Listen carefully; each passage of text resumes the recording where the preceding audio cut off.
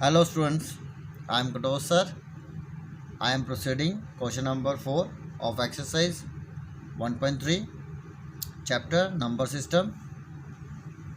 Question number 4, express 0.999 data dash in the form of P by Q.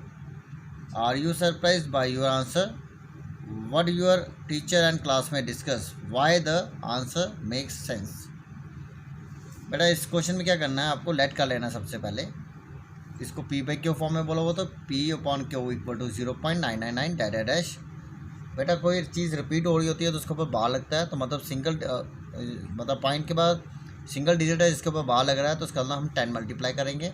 Multiply both side by 10 we get 10 P upon Q equal to 10 multiply करेंगे, एक digit के आगे point चल जाएगा तो 9 point डैडा dash. Subtract कर देंगे दोनों को, subtracting first from second we get 10 P upon Q minus P upon Q equal to 9.999 डैडा डैश माइनस 0.999 डैडा डैश। तो ये सॉल्व करके क्या आया, 10 में से 1 गया 9 पी अपॉन क्यू, इसको सॉल्व करके आया 9 upon 9 equal to 1 P upon Q equal to 1।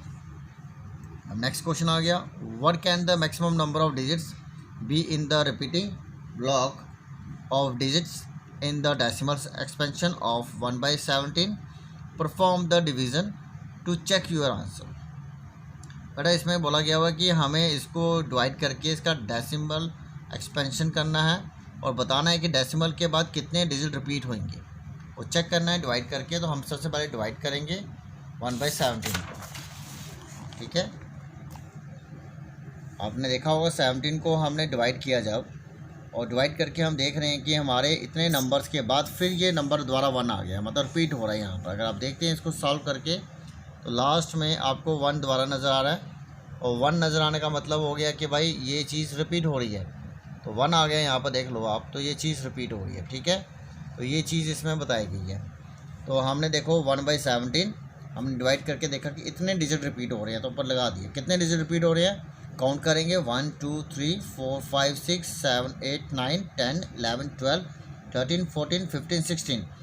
तो हमने लिख दिया there are 16 digits in the repeating block in the decimal expansion of 1/17, hence our answer is verified. हमने अपने आंसर को वेरीफाई कर दिया। अब नेक्स्ट है बेटा आपका 7th question, write 3 numbers whose decimal expansions are non terminating non recurring decimals. Non terminating मतलब जो कि चलते रहते हैं डैश, मतलब डेसिमल के बाद। नॉन रेकरिंग मतलब सेम डिजिट के नहीं होने चाहिए, चाहे आप वो कोई भी लिख सकते हैं। तो जैसे 0.01 001 0001 डैडा डैश, 0.002 0002 डैडा डैश, 0.003 0003 डैडा डैश, ठीक है। आपको जरूरी नहीं ये लिखने हैं, आप कोई भी लिख सकते हैं, 0.12356 डैडा डैश, कोई भी लिख दे। डिफरेंट डिजिट से लिखने हैं, डिफरेंट डिजिट्स होने चाहिए, और वो मतलब डैडा डैश आगे आना चाहिए, मतलब कि वो कंटिन्यूसली चलते जाना चाहिए, नॉन टर्मिनेटिंग होनी चाहिए, ठीक है। उसके बाद आ गया question number 8, find 3 different irrational numbers between the rational numbers 5/7 and 9/11, ठीक है। तो हम क्या बोलेंगे, पहले हमें इरेशनल नंबर्स इन दोनों के बीच में निकालने हैं, 2 रैशनल नंबर के बीच में। तो हम क्या करेंगे, दोनों को डिवाइड कर लेंगे। आपने देखा होगा मैंने यहाँ पर डिवाइड किया है, और डिवाइड करके हमने देखा कि 0.714285, और ये रिपीट हो रहा है, ये पूरा डिजिट पूरा बार लग जाएगा। और दूसरे में भी ये 81 रिपीट हो रहा है, और उस पर भी बार लग जाएगा। इन दोनों के बीच में जो नंबर्स होंगे वो होंगे आपके इरेशनल नंबर। वो आप कोई भी ले सकते हैं, जैसे हमने लिए हुए हैं 3 irrational numbers between 0.714285 bar and 0.81 bar are 0.750750 0.75000 डैडा dash, मतलब रिपीट होते जा रहे हैं, डिफरेंट डिजिट के रिपीट हो रहे हैं। 0.760 7600 76000 डैडा डैश, और 0.770 7700 7700 डैडा डैश। आप डिफरेंट डिजिट के इन दोनों के बीच के कोई भी नंबर लिख सकते हैं, वो आपका आंसर होगा, वो आपके 3 इरेशनल नंबर्स होंगे, ठीक है बेटा। अब आ गया आपका question number 9, classify the following numbers as rational number और इरेशनल नंबर। आपको इसमें बताना है कि कौन सा रैशनल है कौन सा इरेशनल है।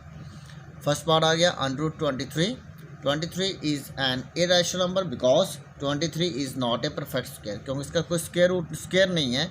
जब स्क्वायर नहीं है तो स्क्वायर से स्क्वायर रूट कटेगा नहीं, ये रूट में रह जाएगा, और रूट में जो रह जाते हैं वो क्या होती है, इरेशनल नंबर्स। ठीक है।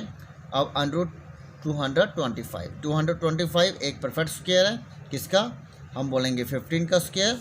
तो स्क्वायर से स्क्वायर रूट कट गया, 15 मिल गया, और 15 क्या रैशनल नंबर है। इसका मतलब √225 is a rational number. Next one 0.3796, ये हमारा एक टर्मिनेटिंग डेसिमल है बेटा, और जो टर्मिनेटिंग डेसिमल्स होते हैं वो रैशनल नंबर्स होते हैं। ठीक है।